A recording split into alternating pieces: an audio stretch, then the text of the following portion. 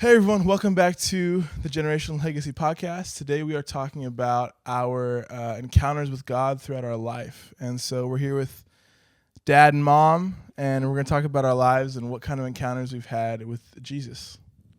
You know, as a Christian, you're going to encounter God either in a service or in an individual place, and He's going to touch your life, and it's going to be a memorable occasion where God touched you. So what are some things that you have encountered God? Well, I guess my most memorable, like the first time, right, that I really had an encounter with God was in college when we had our Pioneers for Christ. Remember that? I remember Pioneers for Christ meeting, and one of our professors had gone to the Brownsville revival. Oh, wow. Yeah. And this was back in the 90s when it had just started. So what was that for someone who's listening and doesn't know? So the Brownsville revival, did he go to, no, he went to Toronto. Yeah. He went to the Toronto revival. Yeah, the Toronto There was, Blessing, there was a revival going on in Canada. It was a church by the airport. Yeah, Airport Church in Canada. I think it's still, the church is still there. And so the revival had been going on. Miracles were happening. People were getting saved, delivered, set free, and people coming from all over the world. So Cleveland, Tennessee, this professor, biology professor, he was also a pastor of a small church. And so he went to the revival. And so when he came back, he asked Doug was the president of the Pioneers for Christ at the time, if he could come and testify. And so Doug said, well, sure. So I think we had the whole service on Thursday nights is when we would meet. Yeah, it was the whole service. Yeah, so we had the whole service, but he was at the end and he was just going to give his testimony. I don't even know if he preached. I think he talked. He said just shared his testimony. Yeah, he shared about. So then when he was finished testifying, right, he said to Doug, well, if it's okay with you and if anybody wants to, I could pray for people. Wow. Just lay my hands, I'll be right. Wow. So Doug was like, sure. So he started praying for, the place exploded in like the power of God. Wow. And he was a very monotone speaker. Right. So I remember Pastor Cochran, if you're watching, that's who it was. Yeah. You probably, if you see this, I don't know if you remember this. But and his eyes were significant. So his eye, I'm looking at this professor, I'm going, he looks drunk. Yeah. Like his hair was disheveled and his eyes were blood red. And I'm thinking, it's so odd. When I first saw him come to the meeting, right? Yeah. Right. But then when he started speaking, so he prayed. So I went up in line. Everybody was going up in line. And so I was slain in the spirit. I think that was the first time ever. And I had been in church my whole life. So I was slain in the spirit. I had on my business suit. Yeah. Which your dad remembers well. I remember it vividly. Yeah. So I was slain in the spirit. And he prophesied over me that one of the parts of the prophecy was that I would lead people into worship and they would be delivered and set free. And he said like Marion with the tambourine and all this stuff, right? Yeah. So I didn't know that when I was on the ground, so I couldn't open my eyes. I couldn't get off the ground, couldn't open my eyes. Yeah. But periodically I'd lift my hands and I would just lift my hands and speak in tongues. Well, I didn't know that the people around me, I was hearing people singing and then they would stop. Yeah. But I didn't know it was every time I lifted my hands, they would sing in tongues in sync with each other. Wow. And when I put my arms down, they would stop. It was like she was directing it from the floor. Yeah. Wow. But I didn't know I was doing this. I was just like, wow, this choir is singing Like great. Moses when I he didn't lifted know it his was my hands. coming up and down. That's crazy. So, like, for me, that was an encounter because I missed curfew that night and I was the one that was taking curfew. So they had to report and say, hey, she can't come and, whatever. That's crazy. But that was a big encounter for me, I felt like, because it shook all of my properness, out of me, my business, whatever I had going on. Yes. And then it just like loosened me up. So that was my good. I would say that was one of the significant encounters I've had because it was the beginning of something. Right. It like broke something and took me to another place. Yeah. Well, one of my encounters was my first encounter with God. Yeah. When I got born again. I grew up as a Catholic boy. Yeah. And obviously in a Catholic church, you don't see the move of the Spirit or anything like that. Well, I went to a church service somewhat reluctantly, but inside of me, I wanted to go there, I guess. And so it was a very small group of people. And the pastor said, is there anyone who would like to make Jesus their Lord and Savior? Well, I was the only one that night that raised my hand. And I went forward, something that I was not used to doing. And then I simply asked Jesus to come into my heart. And it felt like a rush of wind. It just went, wow. I mean, it hit me with a force. Yeah. And both my hands were in the air. And my hands started to shake. Wow. And then I ended up on the floor. Wow. I don't know how I ended up on the floor. I don't know if I just fell. But how that came at me was like a force. And, that was my very first encounter with God, with his presence. And that set the course for some other things. But that's just one of my memorable ones. Wow. Out of several. Yeah. And, it was like the day of Pentecost when the sound from heaven came in a rushing mighty wind. Right. Yeah. That's kind of how it felt in that moment, just like that wind hitting me, like it just like, And it was incredible. Wow. Good feeling. I came up from the floor with tears and joy. Wow. And so God is good. It's interesting. A lot of times we equate, the power of God with like the fire of God, and in the Bible it's all throughout like fire, but to produce fire you need a wind. Yeah. And so it's interesting, like I hear a lot of encounters with God and a lot of times they feel like a wind, like a mighty rushing wind, and at the day of Pentecost too, when the wind came, then the fire came. I just think it's an interesting correlation between wind and fire and like a move of God, a touch of God. Well, I think that's when my pilot light was lit. That's awesome. Yeah. That's what about awesome. you, Gabe? I've had a lot of encounters with God, but I'd say one of the most significant, the one that pretty much changed the course of my entire life. I want to say I was 14. And I was at youth camp. I was at the RMAI Northeast Youth Camp. And Club 1040 was there. Ronnie Elliott was there. And he was doing a pitch for a summer missions trip. For the teenagers, they had done this trip before, but they never had opened it up to anyone to come. And it was specifically targeted for teenagers.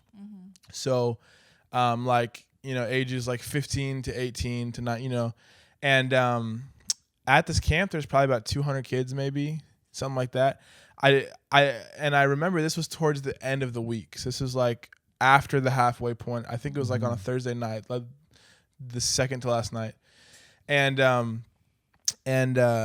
Ronnie Elliott's up there, right? And like there wasn't any sort of music behind him or anything, but he's up there talking. And I can only describe it as almost like an out of body experience. And I've never had this experience since. And it was like, when in a movie, right? Like the character that they are focusing on, when a life altering moment happens, the lights go out, a spotlight hits them and a spotlight hits the thing that they're looking at. All the other sound gets tuned out. That is literally what happened. Wow. Like I saw it happen, and I'm not a big seer. Like I don't see stuff like that, but like it literally, and I don't have any other way to describe it except like I was towards the back of the row, so I was like one of the furthest ones from where he was standing, and he was up on the stage, and he was talking about this trip and how it'll change your life, and some kids next to me were talking, blah blah. It's a youth camp, so there's lots of things to distract you, but it's like everything else, just like every other sound just went away. The lights in the room went off, and I could only see Ronnie. Like that, I could only see him. Like literally, I could only see him up there talking, and like I started to shake a bit, and I got a whole bunch of goosebumps. Like I felt chills, and I didn't audibly hear a voice, but I might as well have be like, "You need to go." Like you need to be there. Yeah. You need to be there for that trip. And it's funny because I'm so like now like I'm still in this like zone, and I'm like looking around, and I see Dad on the whole other corner of the building, and all he's doing, he like locked eyes with me, and he shook his head yes. That was it. And so like that was my confirmation. So I signed up that night for the trip. Yeah. But the trip wasn't for a whole other year. Oh. So I was signing up for something that was a year away. Yeah. But I literally, up to that point in my life, I had never been more sure about a decision that I made ever. And if it wasn't for that trip, I think the trajectory of my life would look a lot different. Right, because it was the catalyst. Yeah, because when you were on that trip is when we were talking to you. Remember, you Yeah. were calling us, and then I looked at Doug and You're I said, like, we have a missionary. I think Gabe's called to be Well, a missionary. and so it was that trip, and then paired with that trip, I went on a second trip in tandem with another church. And it was that summer that God was like, this is what you're called to do. Yeah. Was missions. And it was not on my radar. Like I literally, like the thought of being a missionary never even crossed my mind once in my whole life. I never put any thought to it. And then it was like in that moment, like my whole life changed, you know? Yeah. Well, this puts me in a unique position because I was witness to both of you having this experience. That's right. That's right. I've never thought about that. That's true. And when you were having that experience, I knew you. I mean, we weren't like together or anything. No, but you were there. You were But the I was leader there of witnessing it. Yeah. And I was there at that youth camp witnessing what was happening. And it's just really interesting because We'll call you the witness. there you go. But yeah, I just like that. If like I look back throughout my whole life from that point on, and if that trip never happened, like I'm sure that God would have worked it out another way, but it would have taken a lot longer. But like that's a good point. So like there is the first time. Right. Like God gives us the message, first opportunity. Yes. First go at it. Yes. You know what I'm saying? And the delays in life sometimes happen when we ignore the first. Right. And some people can develop a habit of ignoring following the instruction the first time because they're like, if it's really God and if he wants me to, he'll say it again. Right. But the thing is, we have to develop this ability Listen that first. when we encounter God, it's so distinctive that we know it's God. So how would you say that your encounter changed you?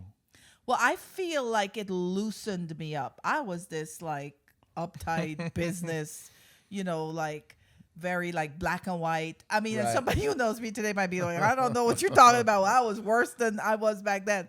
But I think it gave me an it like invigorated the cells of my body. Right. You see, this pastor, when he spoke over me, when he prophesied over me, right?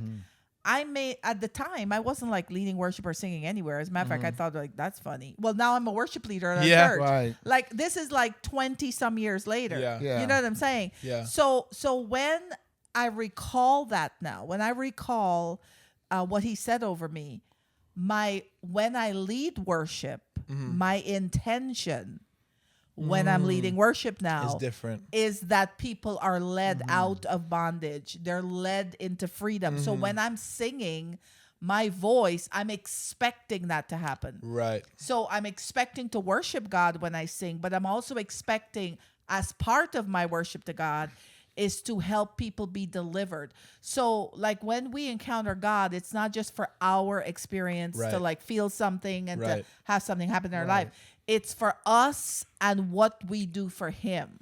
Right. You know what I'm saying? It could be a divine impartation. Well, Right. And it's important to recognize if God touches you like that, he's demanding a response. Yes. And that's the point I was making. So like people don't respond. So Exactly. yes. Because they think like, oh, this is just to make me feel good. Right. But it's an instruction. But the other thing with your experience, it could have ended up being that you shelf it for when you turn 18. Right. Correct. You I see was it? Yeah. I was 14. Right. Went on the trip when I was 15. Right. But it needed our permission. Yes.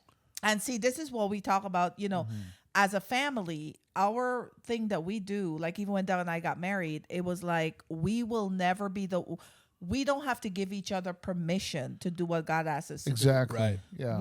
I'm never asking Doug, can I do this because God asked me to? That is because that puts Doug above God. Yes. Right. And Doug doesn't ask me if he can do something that God asked him to do. Right. What we do is we tell each other what it is and figure out how we can accommodate it. Yes. How we can help it to work out, how we can, whatever we have to do.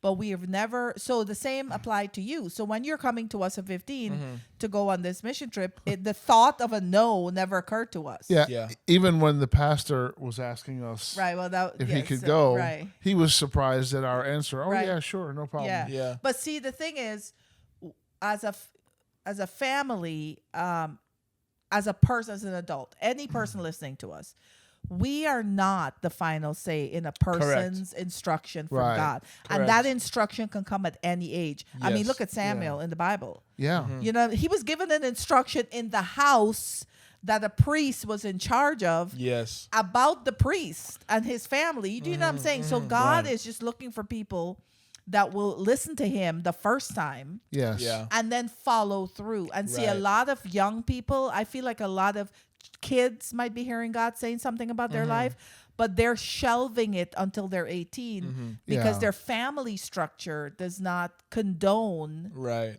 activities towards God yet. So Right. they're following whatever the family decide is happening. You know, whatever they're supposed to be involved in, that's what they follow, but they're not following God. I think we're a family of fluidity. Yes. yes. You know, we go with the flow Right. of God. Yes. Right. Right. We don't Yes. just go with the flow of people, Right. Yeah. but we go with the flow of God. Like whatever Right. he asks us to do, we accommodate. Yes. That's You know, good. like recently we went to Guyana to the orphanage. So it was like 2 weeks or 3 weeks before yeah. I was Before we supposed were to like, go. we should all go. Yeah, that I feel Yep. like, you know, I think this whole family should go together Yeah. instead of just me and Gabriel going. I feel like Doug should go and Josiah should go. Yeah. You've had very powerful suggestions. I have. Let's move to Pennsylvania. Right. And so when I did that, Yeah. and it was a blessing for us all to Yeah. go together. Yeah, it And was. you know, kind of shifting gears a bit. Speaking of like receiving a touch from God, right? Something that I used to always like wonder, right? Was like I'd be in the service, and God would be moving like crazy, like I'm like responding, all this stuff. Yeah. And I'm looking around, and like all these like pastors are just kind of standing there, like Mm-hmm. they're not really doing anything. Right. And I would always wonder, because like it's pastors that I know are like legit, like they're Mm-hmm. So I was always curious, like why is it them that are usually not like it's not like they're resisting it, but they're just like you know. And the Lord spoke something to me one time. He said, because this is their normal. And so something that I realized was, Don't get too comfortable. especially Yeah. in my generation, well, we're so unfamiliar with a touch from God. Whenever it comes, we like are wrecked. And like God will do that, but these guys spend all their time in the presence of God. Like a touch of God is every day for them. So it's not like an They're event. walking Yeah. correct. It's They're not an walking event. in it. Yeah, So it's not their an their event. physical response is not the same as mine. Right. Because this is normal for them. And at the time, for me, this was when it happened, Right. not every day. It was your new experience. Exactly. So Yeah. I would notice, I'd be like, man, all these people, they're like getting, which is like, it's great. And like, you know, it needs to happen. It's happened to all of us. But I would always wonder, Like, are why- they spiritual enough? right? Like, like, why are they so good that they Yeah. like, and then the Lord was like, cause this is their everyday. Right. He right. said they Yeah. walk like they are here because this is their everyday. They're Right. in that That's a position good because point. this Yeah. is their everyday. Yeah. So when you experience something all the time, your reaction to it is different. Right. But it should never be so familiar Correct. that you So- miss Correct. the Yeah. relationship. But like what I was realizing is they like it's hitting them as much as it's hitting me. But their expression But is their different. physical body Yeah. expression is different. Right. Because it's another kind of move of God that's happening to them specifically. Right. So it's just like, right, like in America, clean water is very accessible, right? So clean water affects our body and is needed for our body in the same way as it is somewhere in the world where it's not accessible. Right. But the place it shows up in the world where it's not accessible, the people react a different way. That's true. Right. That's true. They're like, But oh, it's the same. It's right. the But same for us, water. it's like normal. Yeah. Exactly. Yeah. But Yeah. so it's the same thing. Right. We get clean water every day. Right. Right. But those people don't get Right. clean water every day. So when it happens, it changes their life. yes. But our life has been changed every day. Like we get Right. so to equate it, right? Like we're spending time with God every day. They're spending time with God every day in such a way where God is changing their life and them every single day. So Yeah. this is a normal place for the them. level, right? The levels. Well, sometimes God is using them to bring a move to people Correct. that have never experienced it. Like, when you were talking about what you just said, I was thinking about Moses. He performed the miracles, but the miracles were against the Egyptians, not the Israelites. But the Israelites saw them, Yeah. but it was the effect to break down the pride and the hold that the Egyptians had Right. on the Israelites. And it Right. really came against their gods. Right. Right. Right. So the bottom line to this is that our encounters with God demands a response to Yes. God. And then when we respond to God, we have to be this vessel willing Yes. to be Yeah. utilized for his service. It's not like God wants to use us, but we get to be utilized. Yeah. Like we get to serve in his plans, for mankind. Right. Otherwise, the other option is to just live however you want to live and Right. still go to heaven because you got saved and you Right. kept the salvation. You didn't reject Yeah. Jesus. You know what I'm saying? Right. But what kind of life is that? Like Yeah. what is the point of that life? You know what I'm saying? Yeah, we have to be yielded vessels. Right. Yielded vessels. That's You a know, good point. a yield sign is not a stop sign. That's true. But you slow down if something's coming, and whatever's coming, you give way to. Right. So when God is moving, you give way to Him. Right. Yes. And however He wants you to respond, then you respond. But then you have to live it out in your life too. And then we talked about the home environment. If the home environment, if the rules of the house prevent the use of the vessels in the house, Yeah. then you have just hindered God in a big way. Yeah. Yeah. And Right. God is waiting for your children to leave your house so he can have access to Yeah. them. Like that is a sad place for families to be in. I'm laughing because I remember one of my friends' houses when I was very young. They had this white room. It had white carpeting, white furniture, and they never used it except for like very special like guests or something. And one time, they also raised dogs. And one time, one of the dogs did his business on the white carpet. Oh no. No. That's what they ready to do. Yeah, because the room was separate. Yeah. It wasn't for people use. Yeah. But then the dog just went in there because Pushed he didn't his know way any in. difference. Well, God would not do that to Yeah. us. Like whatever rules a house has set up for themselves, that's what God Yeah. will honor. That's Right. what God will honor because Right. we have free will, and we get to like have a home. We get to have a family. So a lot of people think that God is just gonna like bombard them when He wants them. and do Right. all- But God has many assignments waiting for people to take up, and people are waiting like, when is my turn? Well, give permission. Give God access. There's so Right. many families and parents that would ask questions. I wish my kids would do this, and I wish. Well, is the house set up Right. for your kids to even follow one instruction from God? Do you know how many kids don't get to come to church because their home life, the way the parents have set up the house, is that they have activities on the Right. day that church is happening. Even Right. if church would happen every day of the week, they still won't be able to come to church because something else is happening. Right. And those things get priority. Well, where do you think where do you think a child will learn about God to be able to develop to hear His voice? Where do you think a family can hear the same message together and to learn how to hear God Yeah. together? It's in these places that God has set up. But there's so many barriers to people having access children having access to a relationship with God. It's unbelievable. And when you really break it down and look at it, you realize the hindrance in somebody's life started from childhood. It didn't start from them as an adult not hearing God. It started from them as a child, where so many times they could have had an experience with God, but it was hindered. Like if you had gone to camp, you had this big experience, right? Yeah. And Doug, your dad, was there. He saw it. He agreed with you, but you guys came home. Right. I'm home, right? I'm home with Josiah, and you guys come home. You're all excited about this, and I don't have a connection with God. I'm just like a lukewarm, Yeah. I'm going to church because Doug makes me, right? And when you guys come home all excited, I could have been the one that put the damper on. Yeah. And I could have brought division to the whole Yeah. plan. And because of such a division and contention, it would have just been shelved. Right. You know what I'm saying? And then now you have to wait till. So you're in your head now. Your goal in life is to wait until you can leave our house to follow God's plan. Like that is just sad. If I would have waited until I was 18, like, because from that point, 15 to now, like I am where I am now because of that point.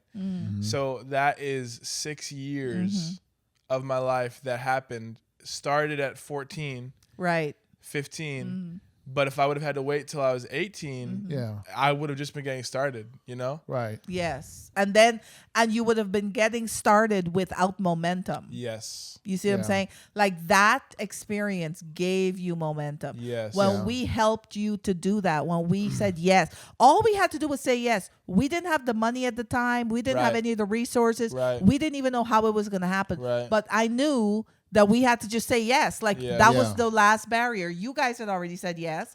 The Yeah. next barrier was me saying yes. Well, Well, I'm not going to stand in the way, I was having an emotional experience too, because I knew that God was speaking to you Yeah. and touching you. And when I see that, especially in my sons or in my family, it sparks my emotions. Yes. And it's Yeah. a good emotional moment Right. for me. So for me, when I see that, and when I don't do emotional things, you know what I do? For me, my encounter is strategy. Yeah. I'm always like connecting it. Like, what does Yes. this mean? Where is this going? Why is this happening? How is it going to be? That's what I do. Not in a questioning like, oh no, I'm too old, Lord. This can't be like Zechariah. Right. But in that, wow, this is something. Wow, this is something. New experience. Wow. I'm Yeah. always like, see, not as a standalone thing, but as Yeah. a thing Right. that will build to something else. So I'm always looking at the strategy with joy. So my Yeah. thing is a lot of joy. I think we should continue our conversation about families and how this, how to follow through Yeah. in Yeah. the home In the life next in our next episode. podcast. Yeah. Absolutely. In the home life, how to follow through so that we can help the Yes. next generation to help each other actually fulfill the plan of God for our lives. It's not, here's a clue to the next episode. It's not a standalone event. Right. It requires facilitation with Right. everyone that you surround yourself with. Yes. That's good. Well, thanks for tuning in to Generational Legacy, and tune in for our next episode. All right, guys. Bye.